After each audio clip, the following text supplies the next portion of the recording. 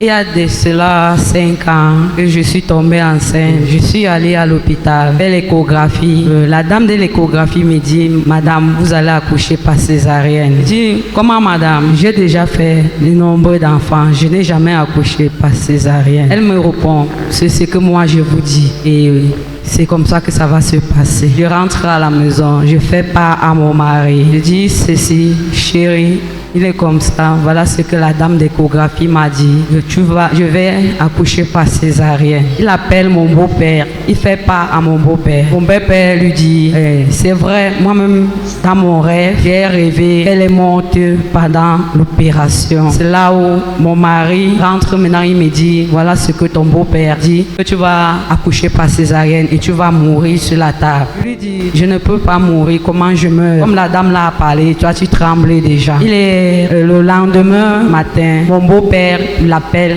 pour lui dire, viens rapidement, Daddy t'appelle. Il est allé avec mon beau-père à Daddy. C'était encore à Manguier. Arrivé là-bas, Daddy a donné le sang de Jésus. J'étais à l'hôpital, j'étais déjà à 3 jours sans contraction. On m'a injecté, on m'a mis le truc dans l'utérus pour tirer, rien, je n'étais pas en contraction. Dès que mon mari a pris le sang de Jésus, il est venu à l'hôpital. Daddy a demandé, il me met 3 gouttes à la bouche. Dès qu'il m'a mis les 3 gouttes à la bouche, c'était comme si on m'a branché avec le courant. L'enfant voulait seulement sortir de tout mon corps. Est-ce que tu peux célébrer le Seigneur Jésus-Christ ce matin?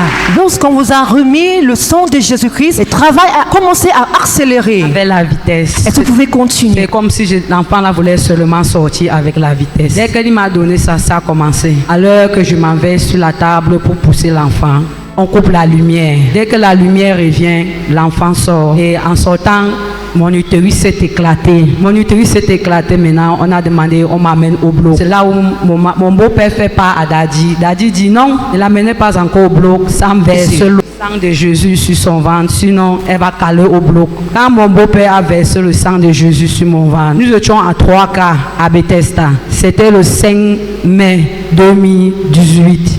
Nous étions à 3 cas. Je suis la seule qui est sortie vivante parmi les femmes qui avaient les mêmes problèmes que moi. Célébrez le Seigneur.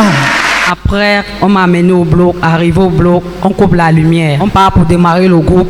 Il n'y avait pas le carburant dans le groupe. Pendant l'opération, on demande 7 pouces de sang. Mon beau-père a appelé Daddy. Daddy a dit, donne-la le sang de Jésus et ça va aller. Dès que mon beau-père est entré, il m'a mis le sang de Jésus dans la bouche. On a diminué le taux de sang. On a demandé 3 poches.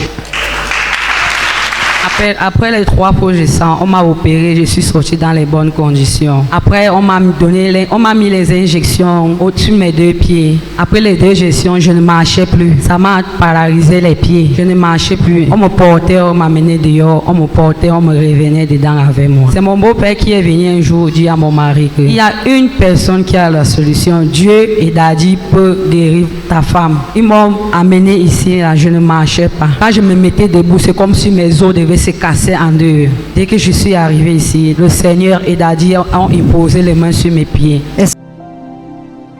Aujourd'hui, je suis à l'aise. Je ne marchais pas.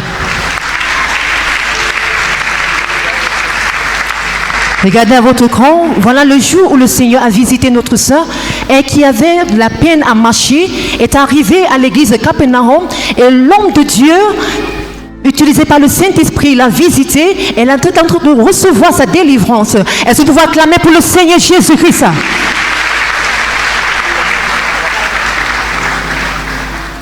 Chers téléspectateurs, continuez à regarder votre écran. Notre maman ici présent, après l'accouchement, a reçu une injection qui a paralysé ses 2 pieds. Et au mois d'août, elle est venue à l'église de Capernaum, à la ligne de prière, et elle fut visitée par l'Esprit Saint de Dieu au travers de l'homme de Dieu. Comme vous pouvez voir sur votre écran, elle est ressortie d'ici sur ses 2 jambes, célébrant le Seigneur. Et ce matin, elle est là pour témoigner des merveilles de Dieu dans sa vie. Est-ce que tu peux acclamer pour le Seigneur Jésus-Christ?